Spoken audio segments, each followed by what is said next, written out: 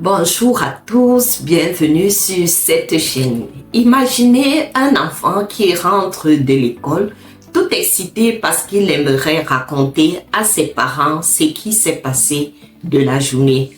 À l'heure où ses parents sont plongés dans leurs écrans et l'enfant court dans sa chambre, prend sa tablette, surfe sur les réseaux sociaux car il ne peut parler à personne. Ce scénario semble exagéré. Pourtant, c'est déjà la réalité de plusieurs enfants. Alors, l'IA et la religion peuvent-elles vraiment remplacer les parents? Certaines vérités risquent de vous choquer. Alors, restez jusqu'à la fin. Avant d'entrer dans le sujet, je vous donne rapidement les trois aspects que nous allons élaborer. Les trois erreurs fatales de l'éducation parentale, l'IA, la religion, des guides suffisants. Ensuite, nous allons ensemble trouver l'équilibre entre technologie, foi et parentalité. Vous allez voir certaines vérités qui risqueront de bousculer vos certitudes. Alors, stay tuned. Quelles sont donc ces trois erreurs que commettent les parents modernes? La première erreur est celle de remplacer la présence physique par la technologie. Un père offre à sa fille de seulement 5 ans une tablette dernier cri. Elle passe des heures à jouer, à interpréter l'alphabet à sa manière selon l'application qui lui a été installée par son parent. À 10 ans, elle est plus connectée à son smartphone qu'à ses parents. Un jour, elle est en crise et au lieu de parler à son père, elle demande à Siri: pourquoi suis-je triste? Est-ce que Siri pourrait lui répondre cela? Non. La solution doit être donc un outil, jamais la technologie doit être un outil, jamais un substitut à l'amour parental. Alors, remplacez 30 minutes d'écran par 30 minutes de conversation par jour avec votre enfant. Maintenant, passons à l'erreur numéro 2 qui est le fait de confier l'éducation de son enfant à la religion. Voici un petit garçon nommé Toby dans une famille très religieuse. Ses parents lui enseignent des valeurs, des prières, mais évitent les discussions personnelles et les discussions de la vie moderne. Les réseaux sociaux, la relation humaine, gestion des émotions n'ont pas leur place dans ce qu'il parle avec ses parents. À l'adolescence, il se sent perdu face au monde extérieur et se rebelle violemment contre la foi. Il ne suffit donc pas de transmettre la foi et les valeurs de la Bible ou d'un quelconque livre chrétien à ses enfants. Il faut aussi discuter de la vie réelle afin que les enfants puissent savoir comment appliquer ce qu'ils lisent dans leurs livres religieux ou chrétiens. Parlez avec vos enfants des questions éthiques, des doutes, des valeurs dans le monde d'aujourd'hui, de la politique et de tout ce qui tourne autour de la vie de votre quartier, de votre communauté, de votre pays et pourquoi pas du monde entier. Maintenant, nous entrons dans l'erreur 3 qui est celui de sous-estimer l'impact des modèles extérieurs. Une mère que j'ai rencontrée élevait son tout petit garçon de 3 ans avec des bonnes valeurs, des valeurs morales. Il saura toujours faire la différence entre le bien et le mal, disait-elle. Mais elle ignorait que ses amis TikTok, YouTube et les influenceurs étaient devenus les véritables modèles de son enfant. Un jour, alors, elle surprend son enfant en train de répéter des discours violents et haineux qu'il a appris en ligne. Voilà, les enfants sont comme des éponges. Ils absorbent tout ce qui les entoure et vous ne remplissez pas leur esprit, si vous ne remplissez pas leur esprit avec des valeurs solides, quelqu'un d'autre le fera à votre place ou une technologie d'autre le fera à votre place. Solution, surveillez les influences de vos enfants. Ce qu'ils regardent, ce qu'ils suivent, avec qui ils marchent chaque jour ou bien même juste une fois par semaine, cela ont de l'influence sur lui. Soyez vous-même leur modèle et prenez le temps de parler, de rire, de cuisiner, de jouer avec vos enfants.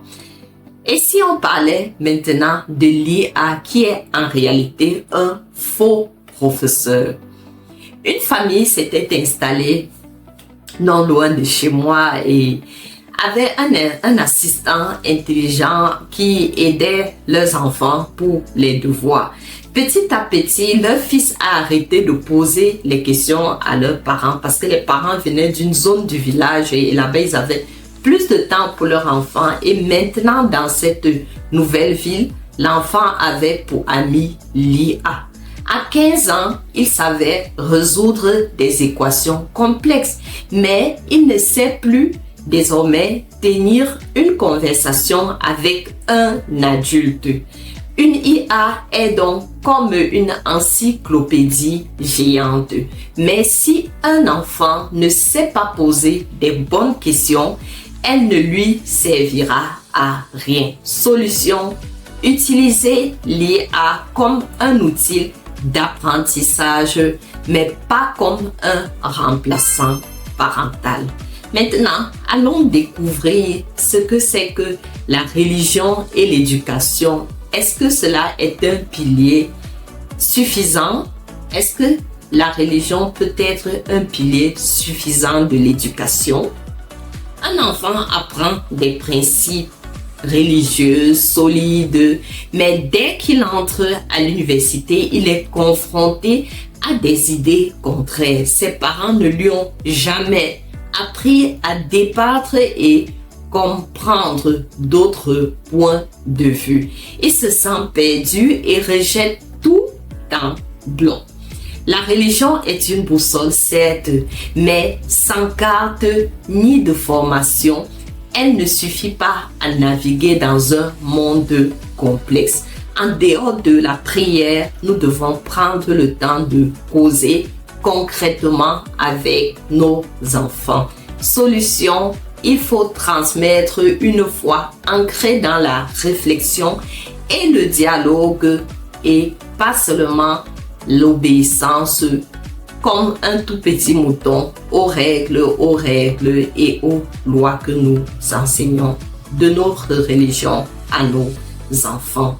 Maintenant, nous pouvons voir comment trouver l'équilibre parfait dans l'éducation de nos enfants.